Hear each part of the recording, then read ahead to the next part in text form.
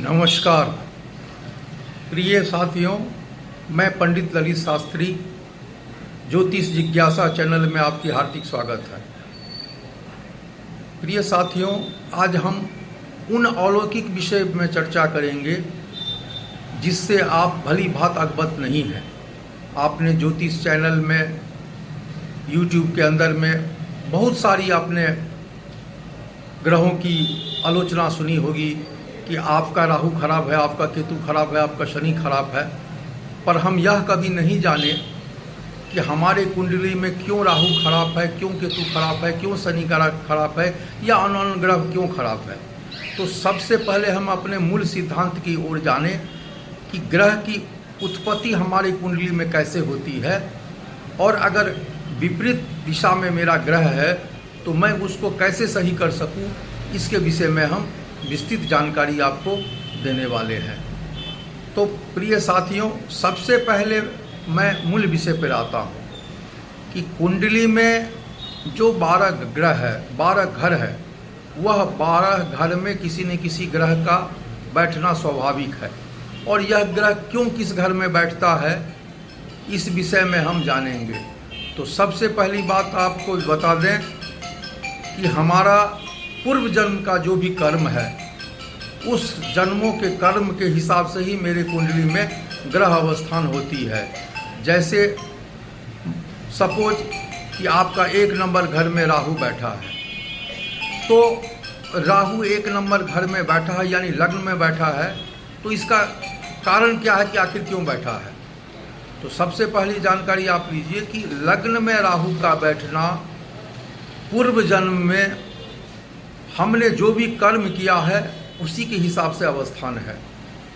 अब रहा सवाल कि 1 नंबर घर में कौन सी राशि आपकी है, उस राशि के हिसाब से ग्रहों का फलाफल मिलता है। अब सपोज करिए कि आपकी मिथुन लग्न है, अब मिथुन लग्न में ही राहु बैठा है, तो समझिए कारक ग्रह है, आपके लिए वो सदैव ही शुभ फल देगा। अगर यहीं पर मैं आपकी मान लीजिए कोई दूसरा प्लैनेट आपके लग्न में बैठा है, सपोज करिए कि आपकी शनि की राशि में बैठा है, कुंभ राशि में बैठा है, तो कुंभ लग्न वाले को क्या फल देगा। तो ये सारी चीज़ें जो है वो हमारे पूर्व जन्म जो पूर्व कर्मा है उससे रिलेटेड है। अब हमको जानना है कि इसका शुभ फल कैसे मिले। तो मूल सूत्र सबसे पहले है कि आपको अपना दिनचर्या में सबसे पहले परिवर्तन लाना। आज 100 में से 95% आदमी जो है वह राहु केतु और शनि से भ्रमित है, जबकि ग्रह कोई खराब नहीं होता है।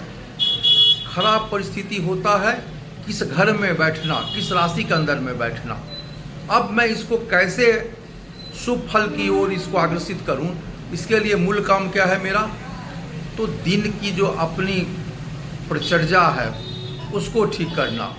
जैसे सुबह आप उठते हैं, तो सुबह आप उठते हैं तो दैनिक परिचर्या में सबसे पहले जो है सो आप नित्य कर्म में सबसे पहले सो के जब उठिए तो दोनों हाथ को जोड़ करके सबसे पहले ऊपर अपनी ऊपर की रेखा को दर्शन करिए, जिसको बोलते हैं हम क्राग्र बस्ते लक्ष्मी, कर मध्य सरस्वती, कर मूले तु गोविंदं, प्रभाते कर दर्शनम।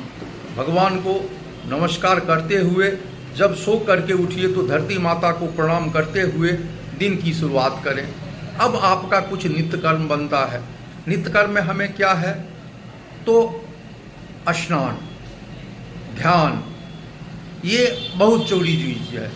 अब जैसे आपने स्नान किया, तो स्नान का मतलब है कि आप शरीर से तो शुद्ध हुए पर मन से शुद्ध नहीं हुए।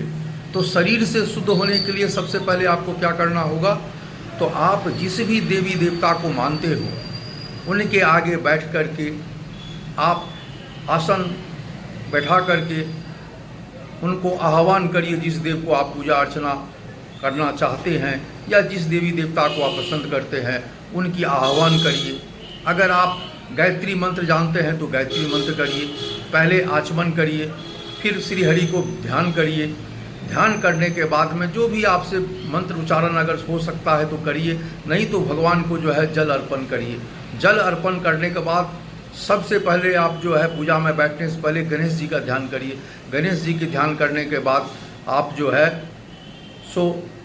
3 बार जो है अपने हाथ में जल लीजिए और जल को गायत्री मंत्र से अभिषेक करिए। गायत्री मंत्र जो के साथ आप दाहिने हाथ में जल लेकर के बायां हाथ से ढक करके और अपने सबसे पहले जो है 3 बार घुमा करके अपने शरीर को जो है सो बंधन रूप में करिए।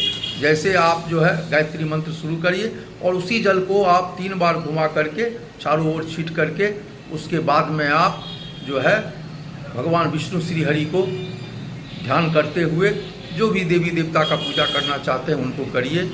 और साथ ही में वो जल ले जाइए ताम्र के पात्र में और उसमें एक लाल पुष्प और रोली मिला करके अक्षत गुम पंचोपचार पूजा कर सकते हैं, या नॉर्मल जल है तो उसमें आप जो है एक फूल डाल के भी भगवान सूर्य नारायण को अर्घ्य दे सकते हैं। अब जब आप सूर्य भगवान को अर्घ्य देने जाएंगे तो एक ही लोटे के जल को 3 बार रोक रोक करके आपको जल देना है। और मंत्र जो भी आता हो, नहीं तो छोटी सी मंत्र आप जैसे ओम गृहिणी सूर्याय नमः, ओम आदित्याय नमः, ओम भास्कराय नमः, जो भी मंत्र आपसे हो वो दे करके श्री सूर्य नारायण को गायत्री मंत्र के साथ में पूजा अर्चना करके आप दिन की शुरुआत करिए। उसके बाद आपके जीवन में जो भी नित्य कर्म है उसको आगे करें। अब हम चले आते हैं कुछ ज्योतिष सूत्र के हिसाब से।